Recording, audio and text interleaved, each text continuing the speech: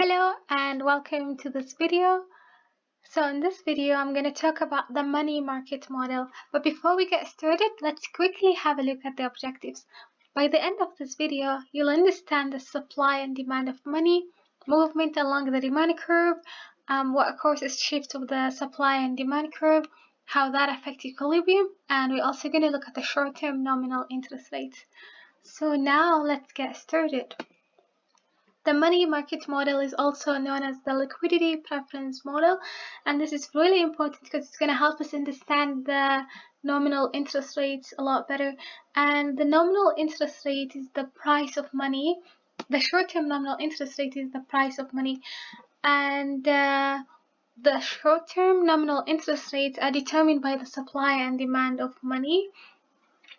So basically, the Central Bank of Canada directly influences the nominal interest rates, and as we see, this is going to be the price of money. So normally we use money to assign values to commodities, but now we're going to use the nominal interest rate to assign value to the money. So this is going to tell us whether we want to hold more money or less money. So the money demanded is the amount of cash and money in the checking account that people want to hold. So basically, if you decide to hold the money, that means you're not going to earn nominal return on this money. And the opposite is like if you decide to save this money or hold this money in saving accounts, then you're going to earn nominal return on this money. So basically, people must choose whether they want to hold the money in a liquid form or whether they want to hold it as assets that offer them nominal returns. So the money demanded, the effect that nominal interest rate has on the money demand, it causes movement along the demand curve. So the higher the nominal interest rate, the lower the amount of money people want to hold, because when the interest rates are really high, that means you're going to earn a lot of return on the money, and the opportunity cost of holding money is going to be really high. But when the nominal interest rates are really low, people want to hold less money because let's say if the nominal interest was like 0.0001, then you're not really missing on a lot. So you want to hold less money, you want to hold more money, and you can spend the money right away instead of saving that money and not really making a lot out of it. So the demand curve, which is the one in blue, is downward sloping because of what we've just talked about. So when the interest rates are high, people want to hold less money, but when the interest rates are low, people want to hold more money. And the only thing that causes movement along the demand curve is basically the nominal interest rate, changes in the nominal interest rate. Anything else that affects the demand curve causes shifts of the demand curve, either to the right or to the left. So there are a few things that causes shifts of the demand curve to the right, and that includes the increase in real GDP. So when real GDP increases, that means the income increased, like income of everyone in the economy increased.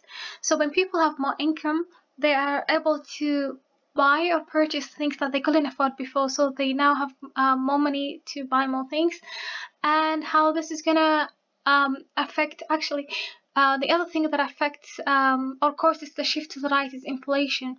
So when price levels increase, people want to hold more money so they can afford the things that they could afford before that they can't afford anymore because of the increase in price. So this is also going to cause shift of the demand curve to the right. And this has an effect on equilibrium because the nominal interest rate, the equilibrium amount of the nominal interest is going to go up, but doesn't have an effect on the equilibrium quantity, and we're going to talk about why in a few slides. And when we shift the demand curve to the left, there's a few causes. So that's the fall in real GDP, which means like people have less income now, and also decrease in prices. So when there's a decrease in prices, you don't want as much money to afford the same things anymore, so that causes shifts of the demand curve to the left. And this is gonna reduce the equilibrium interest rate, and it doesn't have an effect on the equilibrium quantity as well.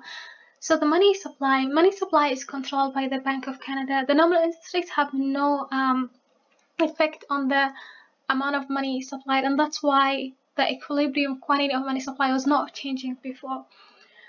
So the money supply curve is a vertical straight line, and this is because the nominal interest rate has no effect on it. The only thing that can affect the money supply curve is the Bank of Canada. So the money supply curve is going to shift to the right when the Central Bank of Canada decides to increase the money supply. And when money supply is increased, people are going to have more money than they deserve, so they'll purchase more T-bills, and this is going to cause the prices of T-bills to fall, and the interest rates are going to go down as well. Sorry, it's going to cause the price of T-bills to go up, and this is going to make the interest rates to go down. And that's why the equilibrium interest rate is going to go down and the quantity increase. And also the opposite is true. So the Central Bank of Canada, when it decides to decrease the amount of money, the curve is going to shift to the left. And here's an example. So an increase in price level will shift the money dash curve to the dash, causing the amount of interest rate to dash. You can pause the video and try this, but here's the solution. So the correct answer is B, because increase in price level increases the quantity of money demanded, which in turn increases the nominal interest rate.